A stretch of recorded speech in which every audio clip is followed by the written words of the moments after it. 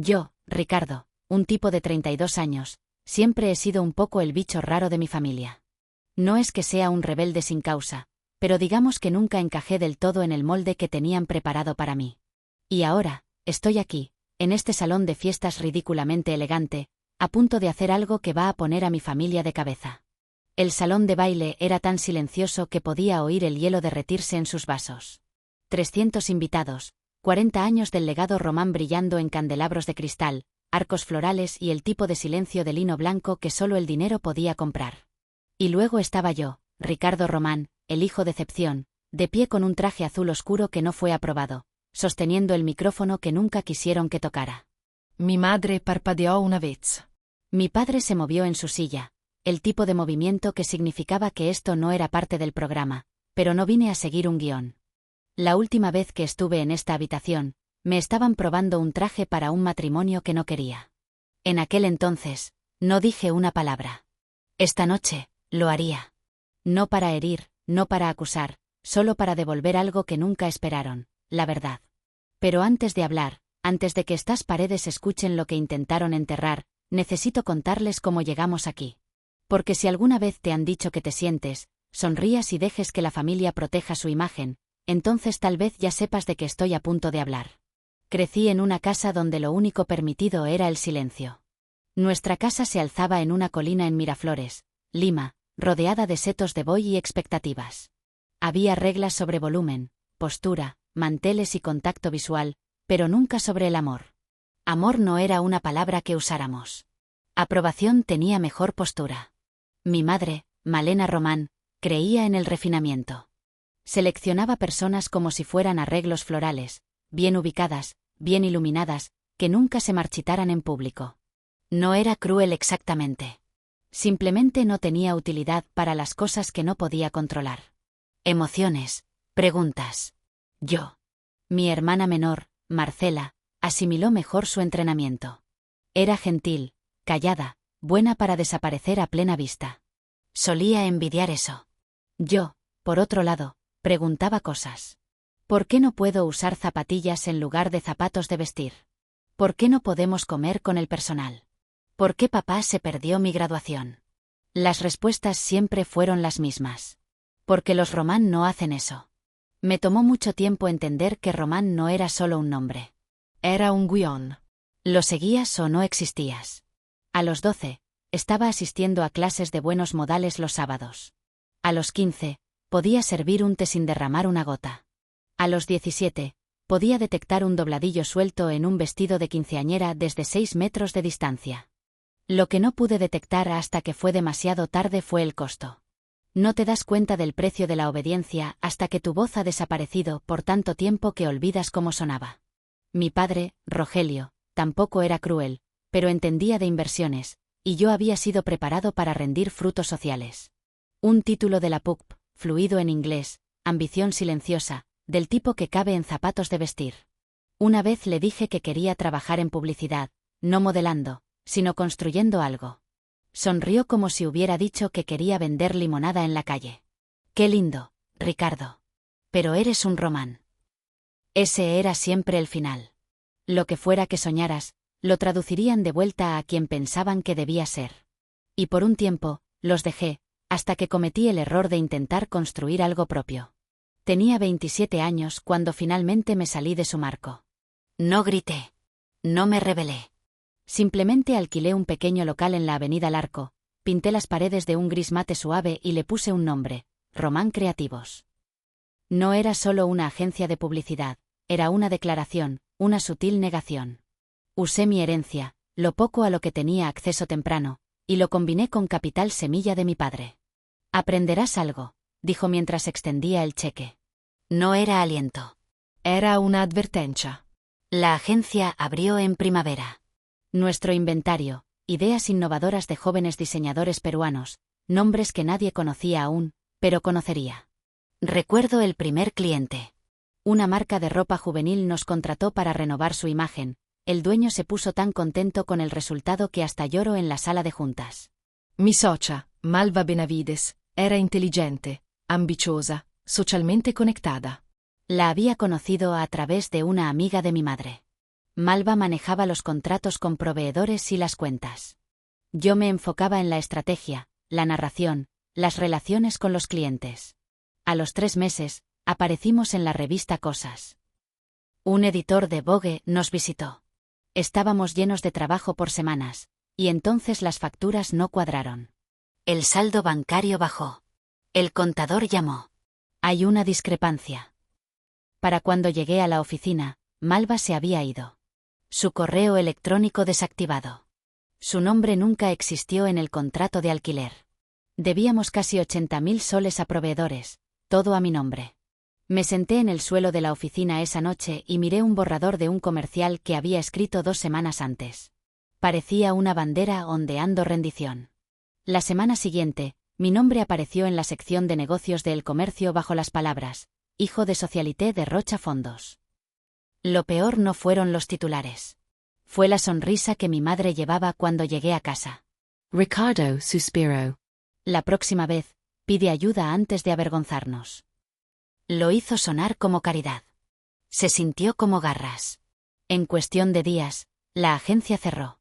El equipo de relaciones públicas de los Román tomó el control de la narrativa. Mi padre recuperó el contrato de alquiler. Mi madre organizó un almuerzo benéfico para apoyar a jóvenes emprendedores la misma semana que me encerró fuera de mi departamento. Lo llamaron una transición. Dijeron que me estaban protegiendo. Dijeron, es hora de que aceptes tu lugar. Y como no tenía dinero, ni departamento, ni reputación, lo hice. Pero algo en mí permaneció despierto, algo pequeño y agudo que no volvería a quedarse quieto. La propuesta no se hizo con flores ni con un anillo. Llegó en forma de una reunión un martes en la sala formal. Mi padre se sentó en su sillón de cuero habitual, fingiendo leer. Mi madre se paró junto a la chimenea como un juez, preparando un veredicto. Frente a ellos se sentó un hombre que no reconocí, traje gris, manos amables y ninguna intención de sonreír. Ricardo, dijo mi madre, él es Roberto Alarcón. Ha aceptado casarse contigo. Casi me reí. Esperé a que alguien, cualquiera, dijera que era una broma. Nadie lo hizo. Se te ha dado toda ventaja, dijo mi padre sin siquiera mirarme. Este matrimonio estabilizará la narrativa. Te dará estructura. Narrativa. Esa era la palabra que usaban cuando la verdad se volvía inconveniente. Tendrás un departamento, continuó mi madre. Y un puesto en Román Inmobiliaria. Es modesto, pero es un comienzo si te tomas en serio la reconstrucción. Y si no lo estás, entonces tendrás que irte de esta casa, dijo simplemente. Con lo que es tuyo, que Ricardo no es mucho. Lo llamaron una oportunidad, pero lo que querían decir era obediencia o exilio. Mira a Roberto. Ofreció un leve asentimiento. Nada en su postura era cruel, pero tampoco invitaba a la confianza. Me volví hacia mi hermana, Marcela, que estaba parada justo fuera del marco de la puerta. Sus ojos no se abrieron. Ella ya lo sabía. Ese fue el momento que me rompió más que nada, darme cuenta de que esto había estado en movimiento por semanas, meses quizás. ¿Qué pasa si digo que no? Mi madre se ajustó la pulsera.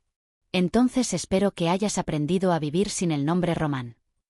Y así, 2 meses después de perder mi negocio, mi hogar y la versión de mí mismo que apenas había comenzado a conocer, acepté casarme con un hombre que había conocido 2 veces porque era la única opción que me permitía mantenerme abrigado. Y en ese momento, pensé que la humillación finalmente había llegado a su fin. No sabía que era solo el telón que se levantaba. La boda se celebró en el jardín trasero de la finca de los Román, rodeada de flores que florecieron a tiempo y caras que sabían que era mejor no parecer sorprendidas. Mi traje era simple, gris oscuro, sin adornos, nada que sugiriera celebración, solo contención. La lista de invitados se había reducido de 300 a 50. Dadas las circunstancias, dijo mi madre. Cuando Roberto tomó mi mano en el altar, estaba cálida, firme, discreta, no cruel, no amable, solo practicada. Llevaba un traje que le quedaba bien, pero apenas. Su corbata era olvidable. Sus votos fueron educados. Y cuando el fotógrafo pidió una sonrisa, di la que mi madre había ensayado en mí desde los 6 años. Se mantuvo como porcelana. Nuestros regalos de boda fueron simbólicos, utensilios de cocina prácticos, contratos de alquiler por 1 año, un salario inicial, sin vajilla de plata familiar, sin luna de miel en París, solo un departamento y un trabajo en Román Inmobiliaria, recepcionista, nivel de entrada. Sin título. Me mudé a un departamento en un tercer piso en San Isidro. 2 habitaciones, paredes delgadas, todo color beige. Mamá había elegido los muebles ella misma. Los tonos neutros fomentaban la reflexión. La habitación principal tenía 2 camas individuales. Roberto no se opuso. Dijo: toma el lado que te parezca menos incorrecto. Todas las mañanas se iba a trabajar en un Kia Rio. Todas las noches regresaba a tiempo, con la cena en la mano, la voz baja. Nunca indagó, nunca alzó la voz, nunca me tocó. Una vez lo llamé una celda de detención con iluminación educada. No discutió, pero había cosas que no me cuadraban. Su oficina, pequeña, siempre cerrada con llave. Las llamadas que recibía tarde en la noche en un tono demasiado confiado para alguien en consultoría junior. La forma en que nunca se inmutaba cuando yo me enojaba, nunca se permitía mi amargura, nunca ofrecía consuelo falso, como si supiera exactamente cuánto duraría la tormenta. Una noche, olvidé sacar la basura y lloré durante 40 minutos por el sonido de la tapa cerrándose. Cuando le pedí disculpas por costumbre más que por culpa, simplemente me tendió un té y dijo: no tienes que ganarte la amabilidad, Ricardo. Solo tienes que reconocerla. Y recuerdo haber pensado: ¿quién dice eso? No un hombre que se casó con un heredero social en desgracia por lástima. No alguien que solo necesitaba una exención fiscal o un favor familiar. No, algo sobre Roberto no encajaba. Pero en ese momento, estaba demasiado cansado para hacer las cuentas. Y tal vez eso era exactamente con lo que contaban. Para nuestro tercer mes de matrimonio, sabía que algo andaba mal. No solo con Roberto, con todo. Llevaba una agenda, pero no podía rastrear dónde trabajaba. Mencionaba clientes, pero no nombres. No había tarjetas de presentación, ni anécdotas de la oficina, solo silencio y costosos gemelos que no coincidían con su salario. Una noche, abrí el cajón equivocado en la cocina y encontré un recibo de una cena en el Country Club, un asador privado. Nadie junior podía permitírselo. Cuando le pregunté, simplemente dijo: reunión con un cliente. Yo no ordené el vino. Luego estaban los nombres que aparecían en nuestro identificador de llamadas. Una vez Vigina L, otra vez Monarch Exec Office. Los busqué. No salió nada, lo que significaba que todo estaba siendo ocultado a propósito. Pero, ¿qué razón tendría un hombre como Roberto para ocultar su poder, no mostrarlo? Esa pregunta se instaló en mi pecho como una piedra, y solo se hizo más pesada el día que almorcé con Marcela. Eligió un pequeño café lejos de nuestros viejos círculos. Se veía diferente, más simple, como si hubiera comenzado a elegir cosas por sí misma.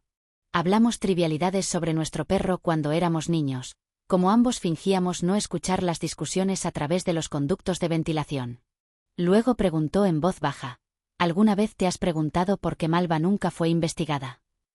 Mi mano se congeló en la taza de café. ¿Qué quieres decir? Ella bajó la mirada.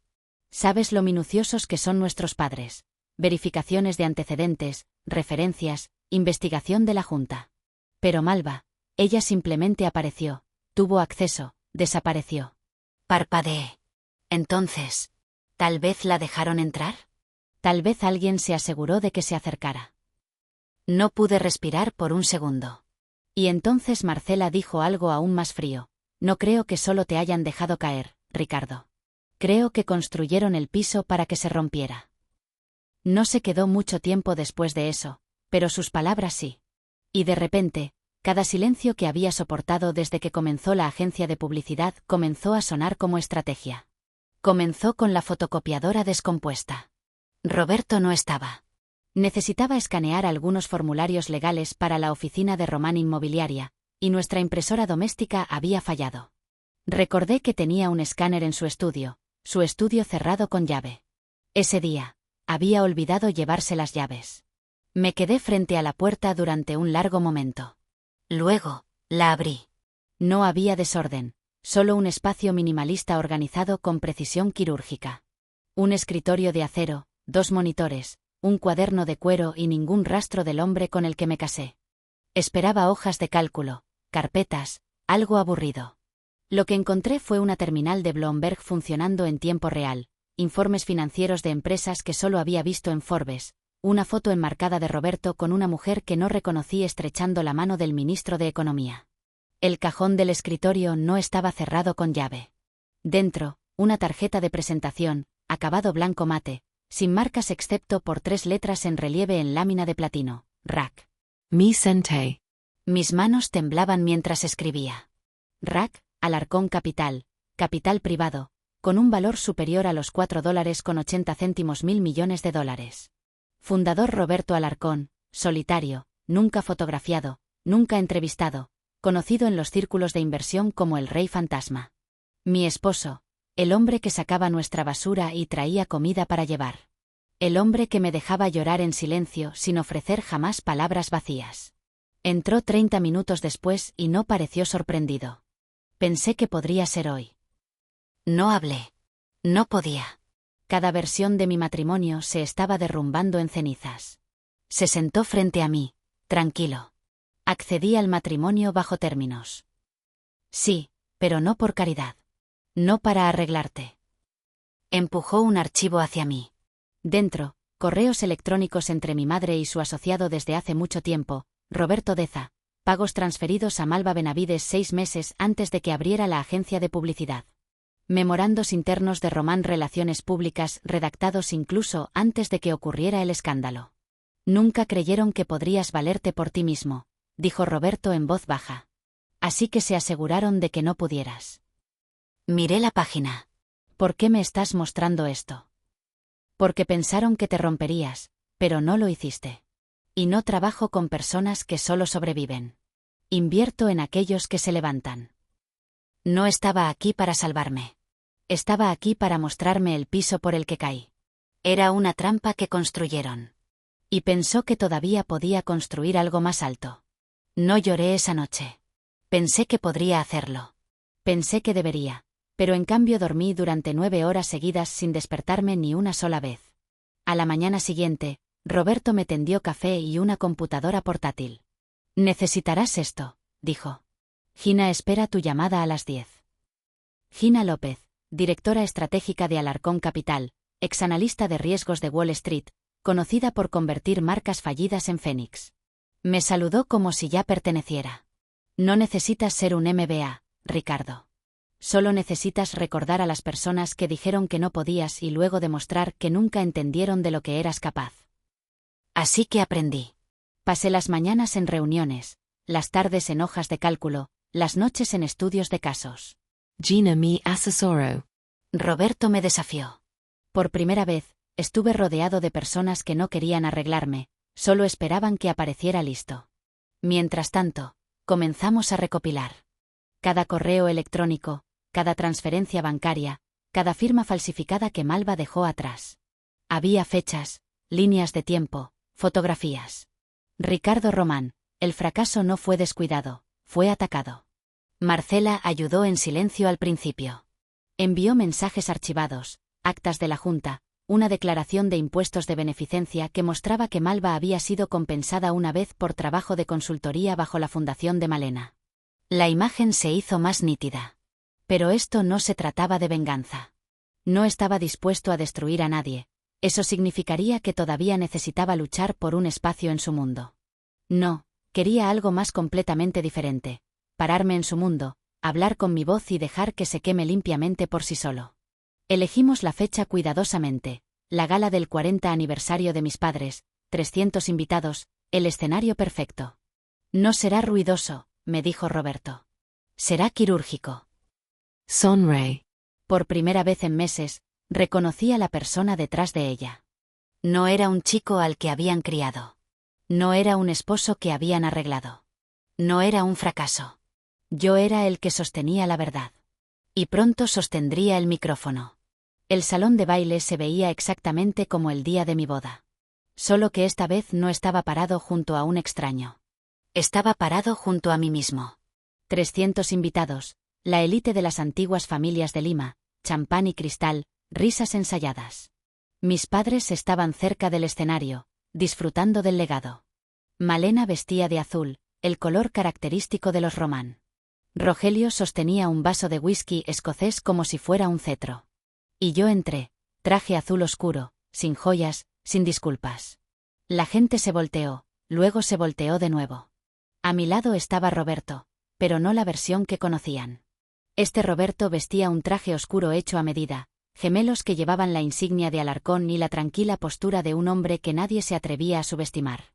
Los susurros comenzaron, luego se congelaron cuando el presentador anunció, y ahora, unas palabras de Ricardo Román Alarcón.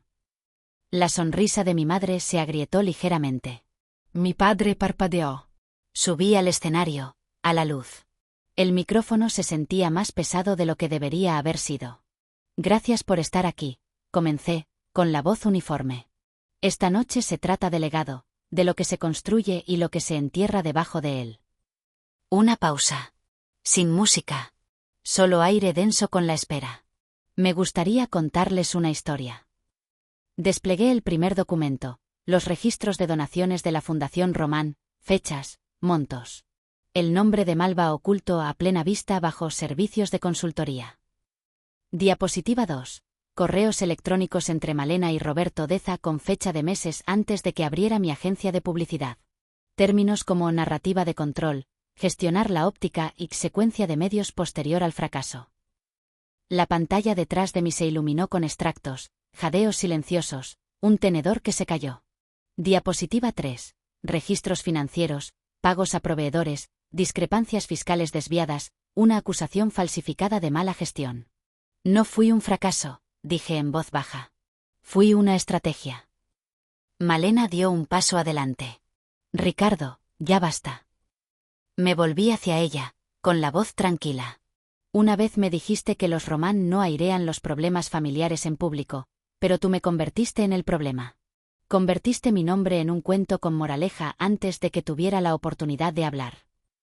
Luego vino la diapositiva final, un comunicado de prensa formal anunciando un nuevo negocio, Román Creativos 2.0, una incubadora de moda independiente financiada no por la familia, sino por Alarcón Capital. Lo dejé persistir.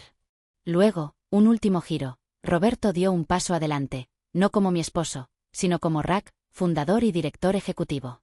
La mitad de la sala se echó hacia atrás. Algunos se pusieron de pie. La expresión de mi padre cambió de confusión a algo cercano al miedo. Miré hacia la multitud y vi a Marcela. No estaba sentada cerca de nuestros padres. Había caminado hacia adelante. Se paró en la base del escenario, sola. Ella dio un pequeño asentimiento y eso fue todo. Sin gritos, sin culpas, sin espectáculos, solo un cambio en la gravedad que sacó las mentiras de su pedestal. Más tarde esa noche, alguien me preguntó cómo me había mantenido tan sereno. Sonreí, suave y cansado. Cuando te has pasado la vida escuchando que no perteneces al centro de atención, aprendes a hacer que la verdad brille aún más. El departamento es más pequeño ahora. Mío. No hay personal, ni silencio, solo pisos de madera y luz matutina que no pide permiso. Pinté las paredes de azul arcilla, lo opuesto al beige román. Roberto y yo todavía vivimos juntos, pero no como marido y mujer en el sentido tradicional. Construimos algo diferente, sin títulos, sin guiones, solo confianza que no necesitaba ser representada. Román Creativos 2.0 abrió el otoño pasado. Comenzamos con 3 diseñadores, todos rechazados de sus antiguas firmas por ser no vendibles. 2 ya han lanzado colecciones. Me lo agradecen. Les digo, no solo construyan, eleven. Marcela visita a veces. Trae fotos antiguas, nunca se queda demasiado tiempo. No hablamos mucho sobre Malena o Rogelio. Su nombre todavía resuena en algunas habitaciones, pero no en la mía. He aprendido que la curación no siempre se parece a la reconexión. A veces es una puerta cerrada que eliges nunca volver a abrir. La semana pasada, pasé junto a la finca Román. Los setos eran más altos, las cortinas corridas. El mundo todavía cree en su mito. Pero yo no, porque sé lo que costó y lo que es más importante, sé lo que no recuperó. Esta noche, alguien me preguntó si alguna vez los perdonaría. Simplemente miré por la ventana y dije, nunca sabrán lo que es escuchar tu propia voz y darte cuenta de que es la primera vez que no tiembla. Si alguna vez te han entregado una versión de tu vida que no sonaba como tu propia voz, solo deja un punto.